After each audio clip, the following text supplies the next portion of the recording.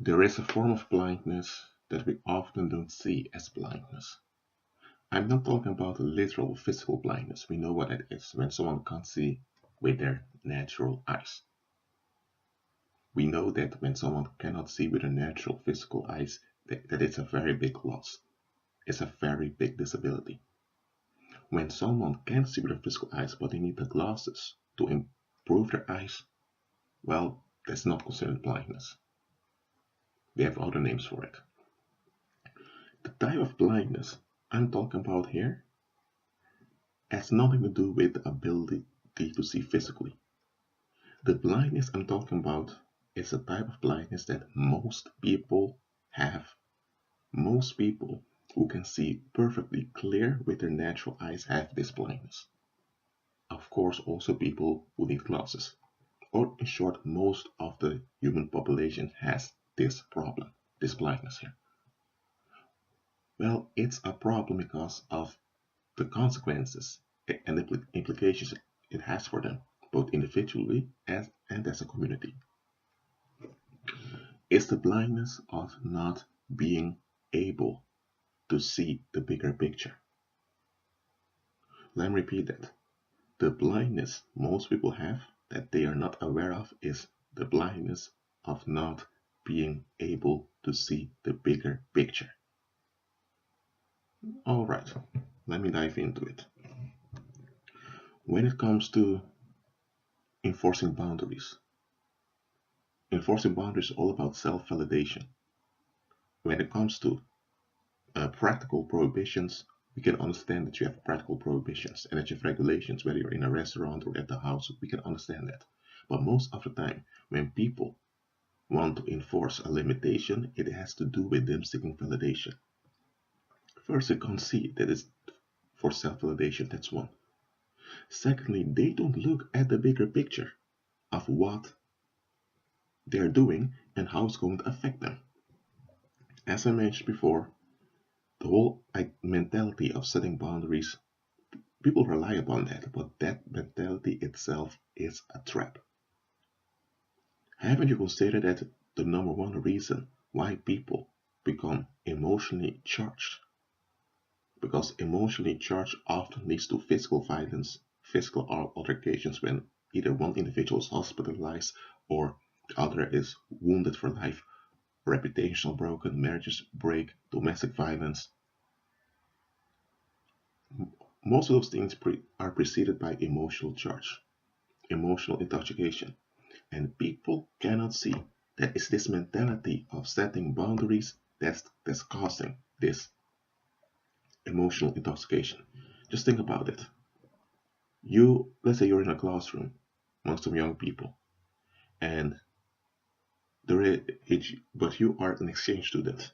You are in, let me say, you are in Indonesia, and a, a, a girl walks into the classroom and she says something, and one of the other pupils, students, becomes upset because the other girl used a so-called swear word. Now, you don't understand Indonesian, I'm saying Malay that much, so you didn't really bother with it. But others have their boundaries of how you should speak to them, how people ought to talk, how people should not talk. They have all these expectations they've never evaluated. And they keep holding on to it because that's their validation, that they are civilized people, they don't talk like that. And when people talk like that, they should be addressed. They have their programming holding on to. So now a fight breaks out in the classroom and it gets physical. Why did it get physical? Well, because people wanted to hold on to the self-validation of their boundaries. If they would have looked at the bigger picture, they would have realized that, first of all, that so-called swear words that was used was just a sound construct that a bad meaning was attached to it. Most of them were never explained why that sound construct had that bad meaning. They just accepted it. So that's already a weird thing. If they would have looked at the bigger picture, they would have evaluated themselves and would have let go of many of the things that don't add up. But no, because they cannot see the bigger picture, they act out. Now listen, the girl that used a swear word, knowingly that it's a word that can cause emotion, I'm not saying that her intention is good. Okay, so when it comes to her intention, she's wrong. But that sound construct is just a sound construct. That word is just a word.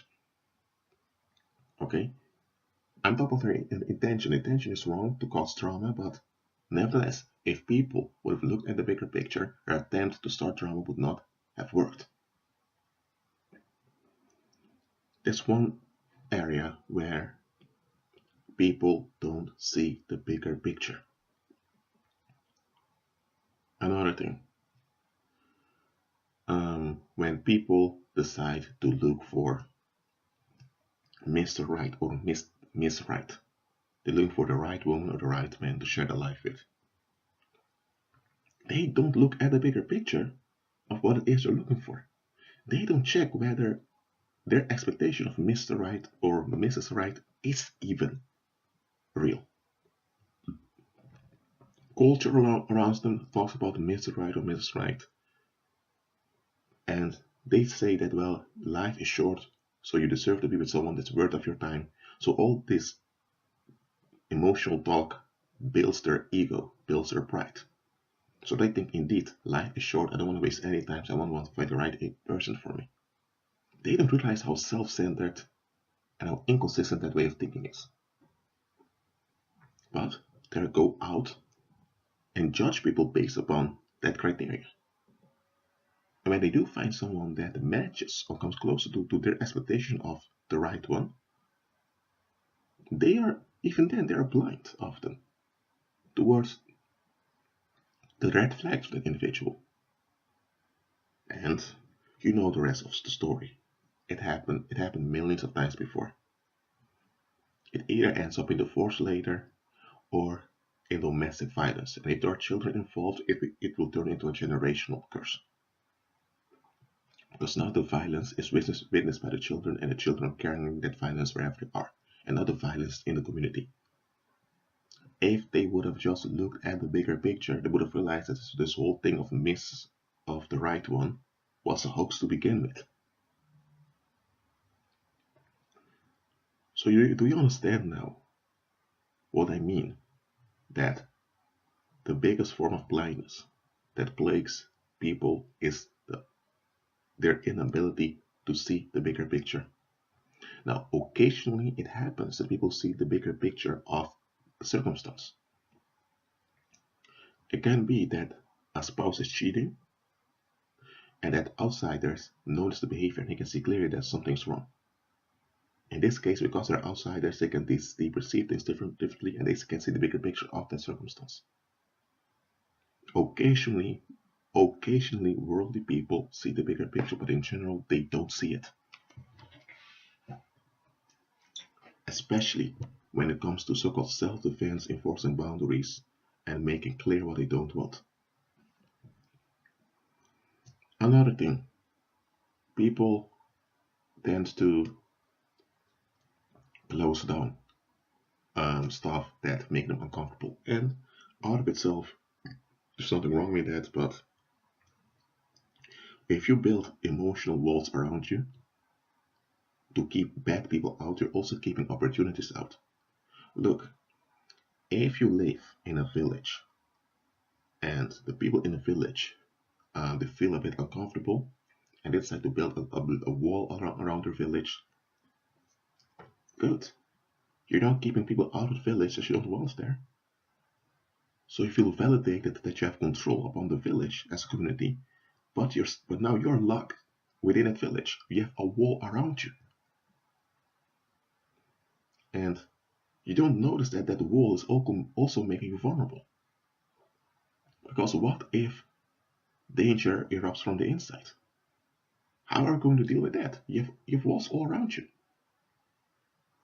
What if one day one of those villagers loses his or her mind and begins to attack people? Now there are all walls all around. What are you going to do now? But people don't think that far. They only think, well, so we don't want certain people to come here, so we'll build a wall around it.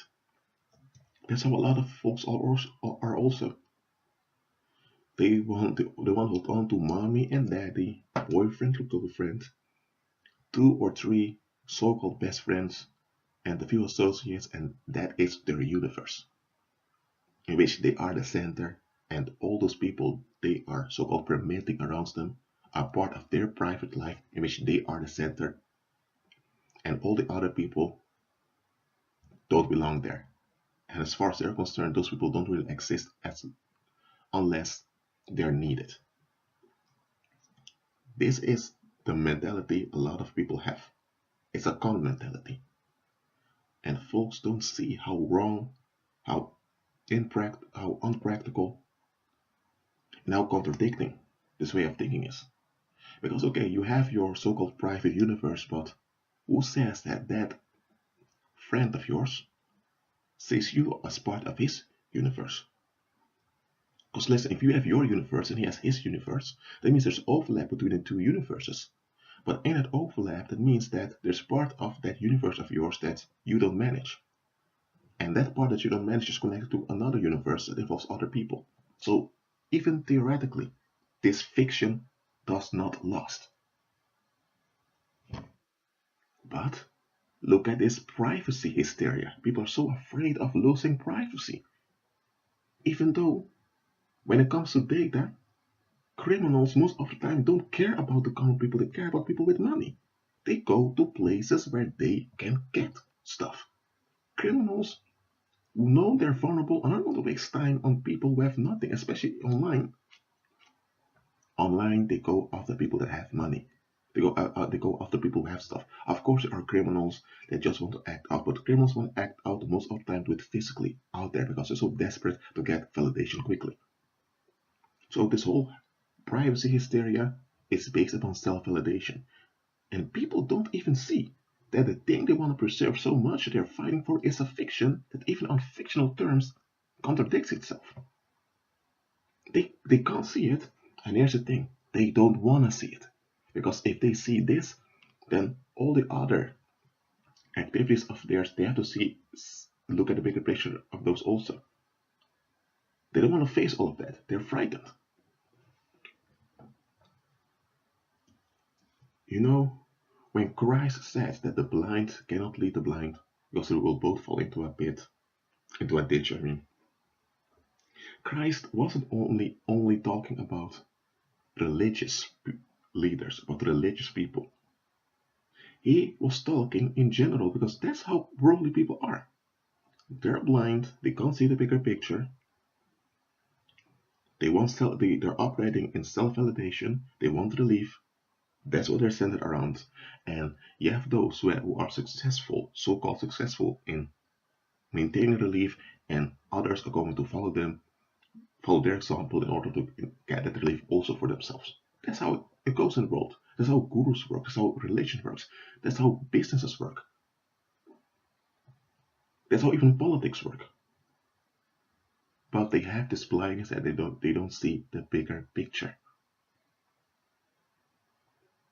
And this is a very great disadvantage.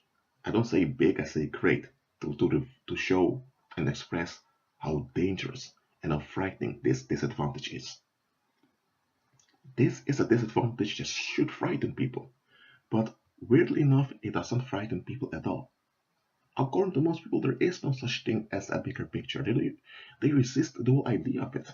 When they do sense that there might be something as a bigger picture, of course there is, they go into denial. And it's this unwillingness to see the bigger picture, to acknowledge the bigger picture, is this denial that enables the violence and the evil that's going on in the world. And demons keep people trapped in denial. They have all kinds of tricks for this, and most of the time it works because people have their share in this denial. Well, I hope this video has opened your eyes. I've spoken about this subject earlier, but in another way. I sensed I needed to make this recording because most people don't see the danger of not seeing the bigger picture. Look, that's why in the world you rarely will you find anyone who will see through stuff. On TV, Hollywood shows you people that see the bigger picture and take action and it attack a lot of people. Now, in reality, it doesn't work that way. During the 1930s in Germany, there were people that saw the bigger picture, but they were silenced. So even when if they would have tried to warn people that this whole Nazi Germany thing is going out of control soon, people were so into that collective self-validation that they didn't want to hear it. But I'm telling you, there were people that saw the bigger picture. They didn't know the plan of exterminating millions of people, but they did sense that this is going wrong. And you know what, folks? There are unbelievers. I'm not saying many. They are in the minority, but there are unbelievers that even though they don't really see the bigger picture, they do sense. They are sensitive spiritually, and they sense when something doesn't add up. And when they begin to notice things that don't add up, they back off. I'm saying some unbelievers, some people in the world are like this.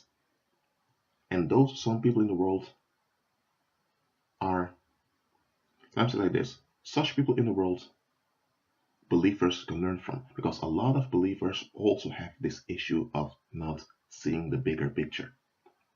There are also believers in denial, quite some of them. That's why they tolerate all kinds of demons and Jezebel spirits.